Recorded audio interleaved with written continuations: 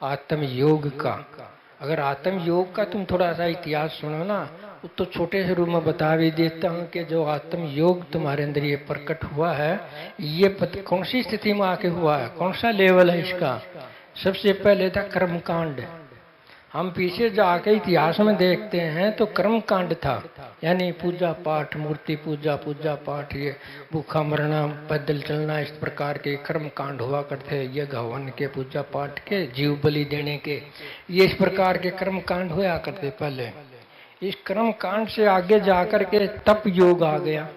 कर्म कांड योग से हटके एक तप योग आ गया, कि तप भी एक जो ऐसी चीज है जो बाहरी शक्तियों को इकट्ठा करने के लिए तप किया जाता है, लेकिन तप से कुछ न कुछ भीतर की ऊर्जाएं जागी उसके अंदर।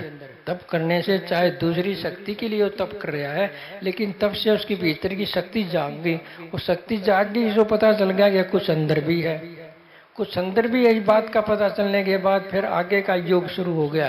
कर्म कांड से उठ के, तप योग से उठ के आगे का योग उठ गया। वो एक योग है हठ योग। हठ योग, स्थिर आसन बना लेना, प्राणों के आधार पर अपना सुधार करना, प्राणों को नियंत्रण करता, प्राणों को विस्तार देना, प्राणों को जैसे चलाऊं वैसे चलाना।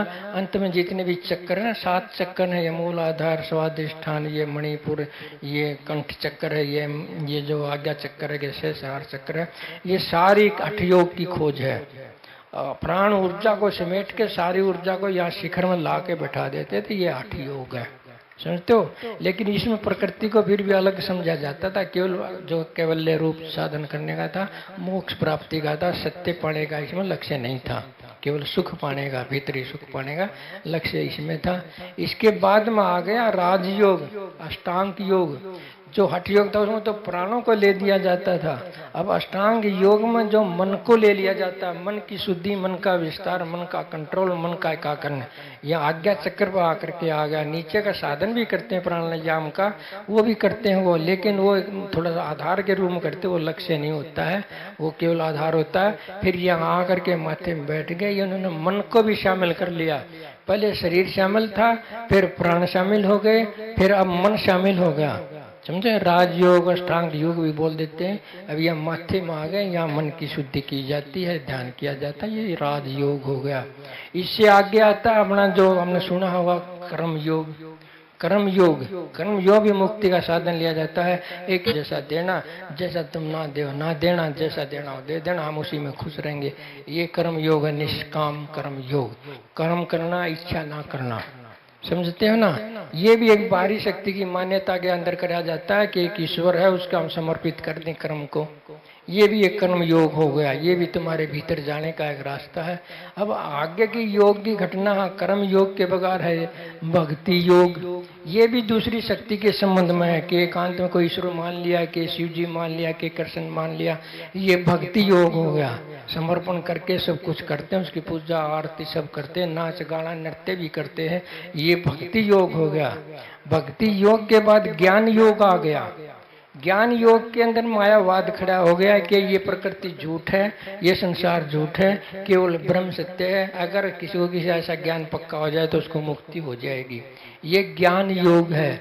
ज्ञान योग के बाद आ गया सूरत शब्द योग। सूरत शब्द योग तुमने संत मार्ग में देखा होगा कि तुम जो मन से थोड़ा सा ऊपर चले गए, अभी ये मन से भी, बुद्धि से भी थोड़ा सा ऊपर चले गए, उन्होंने क्या किया कि अंदर की आवाज सुनो, भीतर की आवाज जो है शब्द है, उस शब्द सूरत शब्द योग उसी को बोलते हैं कि भीतर जो शब्द है उसके साथ योग करो। अपने आँख कानों में उंगली लगा के बैठ जाओ, कुछ भी सुने ना सुने ध्यान वहां रखो, एक दिन आएगा कुछ सुनेगा। तो सूरत शब्द योग है, उस जो शब्द है उसके साथ एक हो जाओ, लेकिन उस शब्द के अंदर समाओगे, आत्मा में नहीं समाओगे, यहाँ आपका योग पूरा नहीं हुआ है।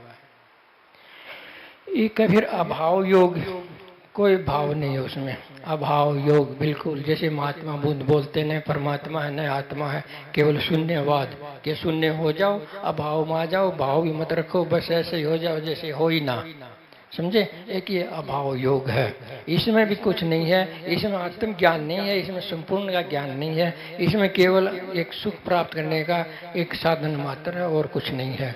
तो अभाव योग में भी आपका योग पूर्ण नहीं होता है। अभाव योग के बाद आता है आपका यह आत्म योग।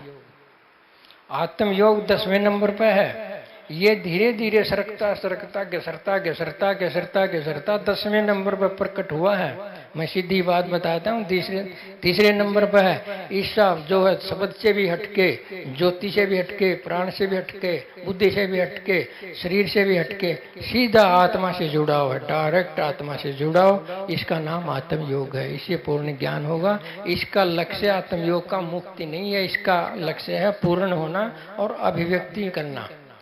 मुक्ति नहीं, अभिव्यक्ति। आपने कुछ पा लिया है तो उसको बांटो, उसको दो, उसकी व्याख्या करो, समाज के साथ उसको फैलाओ।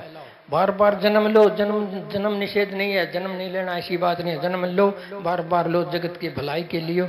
ये आत्म योग है, क्योंकि आपने कुछ पाया है तो उसको बांट दो, तो क्या हर्ज है। ठीक है, इतना थोड़ा सा मैंने आत्म योग का इतिहास भी बता दिया कि 10वें साल के घसरता घसरता घसरता ये प्रकट रूम आपके पास है, लेकिन आप 2-4 आदमियों को पता है, ज्यादा सबको इसका पता नहीं है, लेकिन पता तो चलेगा। ठीक है, साथ चैतन्य।